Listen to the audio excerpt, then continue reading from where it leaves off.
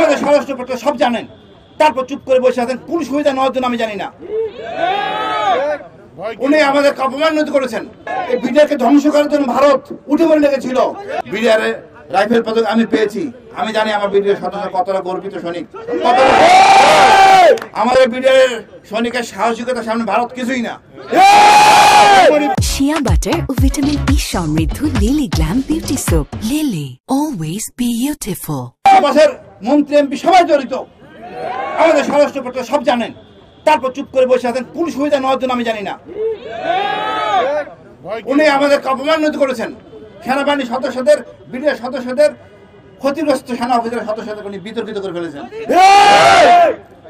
আমি লজ্জা থেকে ওনাকে বলবো, উনি সক্রিয় ভূমিকা পালন করবেন। তদন্ত কমিশন শোনা যাচ্ছে সকাল থেকে ওনারা করতেছেন। কি করতেছেন? জানবেন তো আপনি কি ঘোড়া ডিম পাচ্ছেন। আপনার তো উচিত ছিল প্রথম কাজ করা এইটা, বিডিআর বিষয়টা, বিদ্রোহটা নিয়ে আপনি কমিশন সৃষ্টি করা।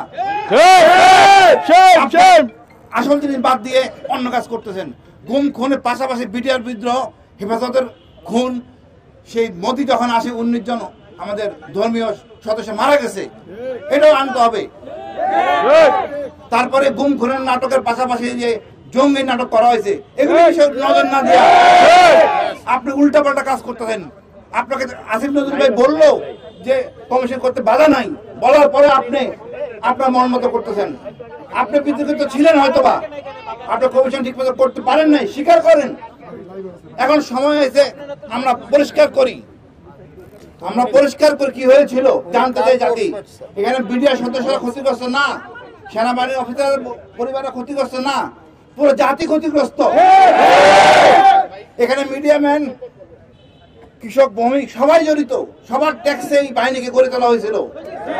এই বিডিআরকে ধ্বংস করার জন্য ভারত উঠে পড়ে লেগেছিল। হাসিনা সেই বড়ই বাড়ি পাদুয়ার ঘটনার তোফা হিসাবে আমাদের এতজন সদস্যকে হত্যা সম্মতি ছিল। আমি পরিষ্কারভাবে বলতে চাই, আপনি যা করেছেন স্বরাষ্ট্র উপদেষ্টা সাহেব, আপনি সম্মানিত, আমার কাছে অন্তত খুবই সম্মানিত। বাট আমি বলবো আপনি উদ্যোগী হয়ে কমিশন জরুরি আপনি গেজেট পাবলিশ করেন। এখানে কোনো আমলা থাকবে না, কোনো আমলা দেখতে চাই না। আমরা সকল সমস্যা, কোনো আমলা থাকবে না। মানবাধিকার কর্মী থাকবে, সেনাবাহিনী অফিসার থাকতে পারে, সাংবাদিক থাকবে এবং ওই ছাত্র নেতারা থাকবে। এটা হবে দৃশ্যমান, কোন লুকোচুরি কিছু নাই। আমাদের হাজার হাজার কোটি টাকা দিয়ে আমরা এই বাহিনীকে প্রতিষ্ঠিত করছি। বিডিআর এই উপমহাদেশের শ্রেষ্ঠ একটা বাহিনী। এই বিডিআর নাম পরিবর্তন বাদ, বিজিবির নাম পরিবর্তন, বিডিআর হবে, আগের অবস্থানে যাবে। আমরা হাসিনার কথা শুনতে রাজি না। হাসিনা এক খুনি এবং ফ্যাসিস্ট এবং তার দলের সব একই। তা পরিষ্কার করতে হবে, দৃশ্যমান করতে হবে।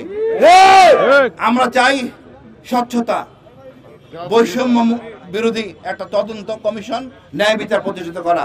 বিডিআরের অনেক সদস্য, আমি বিডিআরের 2টা ব্যাটালিয়নের সিও ছিলাম। বিডিআরের রাইফেল পদক আমি পেয়েছি। আমি জানি আমার বিডিআর সদস্য কতটা গর্বিত সৈনিক। আমাদের বিডিআরের সৈনিকের সাহসিকতার সামনে ভারত কিছুই না। একে পঙ্গু করার জন্য এই উঠে পড়ে লাগছে হাসিনা। আমি চাই আপনারা যারা স্বরাষ্ট্র মন্ত্রণালয়ে আছেন অনুগ্রহপূর্বক গেজেট পাবলিশ করেন। আমাদের রাজপথে নামাবেন না, না হলে আপনারাই বিতর্কিত করবেন, বিবৃত বোধ করবেন। সেনাপ্রধানকে অনুরোধ করবো, একটা দেশের ভিতরে কোনো ঘটনা ঘটলে এটা